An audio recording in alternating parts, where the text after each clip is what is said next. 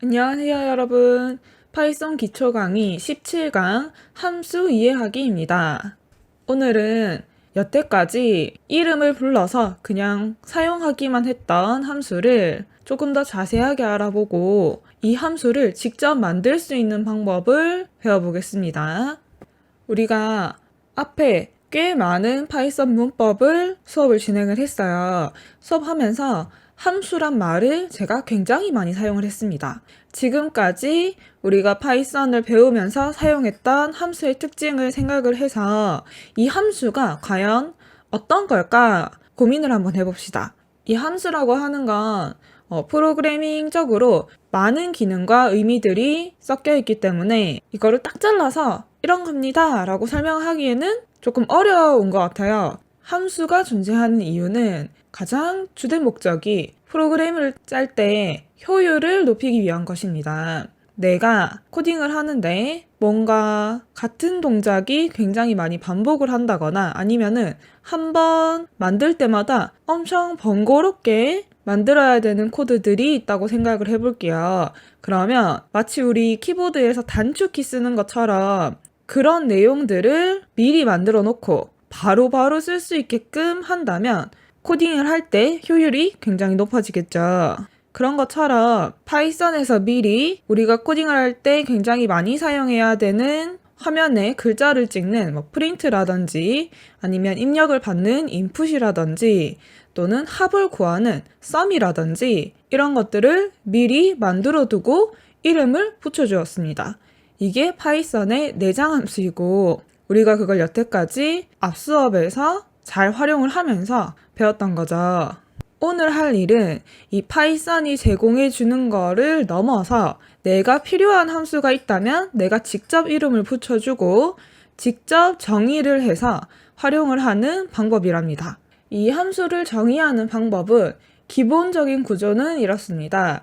def를 적고 한 칸 띄운 다음에 함수 이름을 내가 원하는 대로 적어주면 됩니다. 이렇게 이름을 정하고 나면 제가 함수를 사용할 때 예전에 중요하다고 했던 게 세 가지가 있다고 말씀을 드렸는데 첫 번째가 이름, 두 번째와 세 번째가 인자값, 리턴 값이었습니다.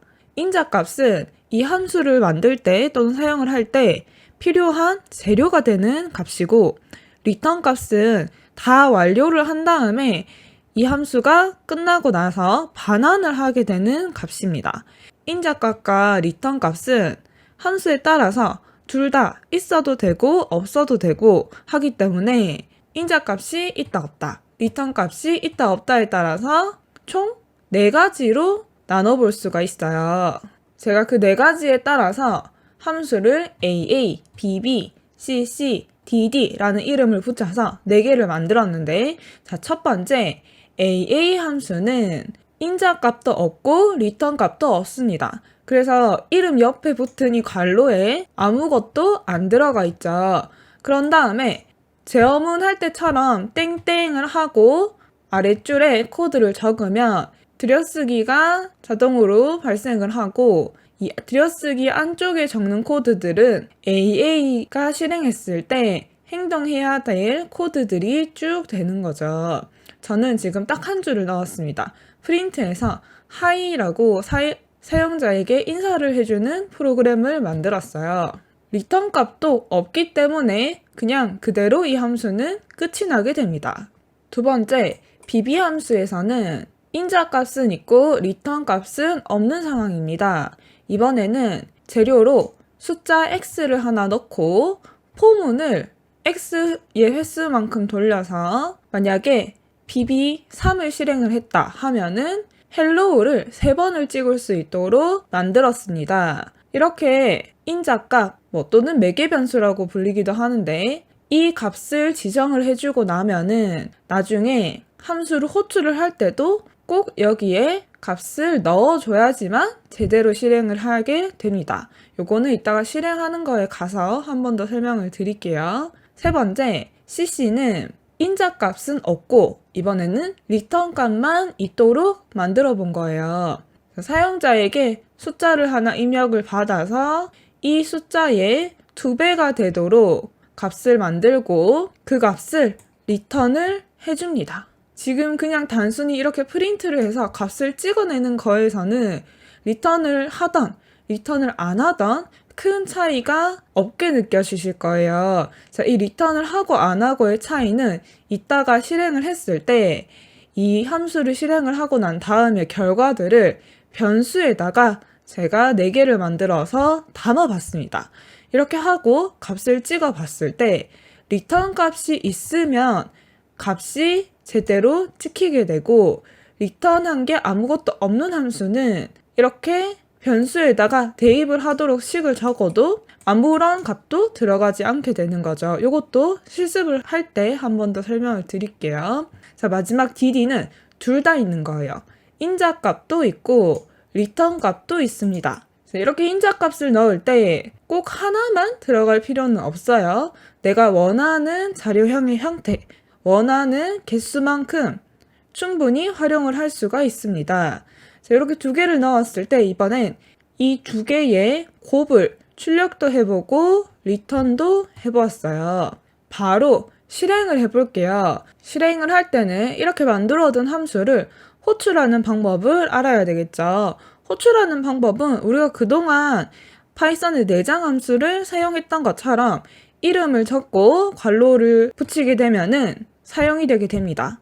bb와 dd에는 매개 변수가 필요하기 때문에 숫자를 개수에 맞게끔 넣어주었고요. 앞쪽에는 다 변수 값을 만들어 주었습니다. 실행을 해서 자, 지금 AA가 실행이 돼서 하이가 한 줄이 나왔고 제가 bb에 3을 넣었기 때문에 두 번째에서 hello가 3번이 출력이 되었습니다. 그리고 cc가 실행이 되었을 때는 사용자에게 값을 입력받기를 기다리기 때문에 제가 여기에 숫자를 아무거나 3 이렇게 넣었을 때 바로 밑에 있는 프린트가 실행이 되기 때문에 6이 출력이 되고 그 다음 dd에 3과 5를 넣었기 때문에 2개의 곱한 값인 15가 출력이 되는 겁니다. 자, 그러면 앞에 있는 변수를 하나씩 불러볼게요.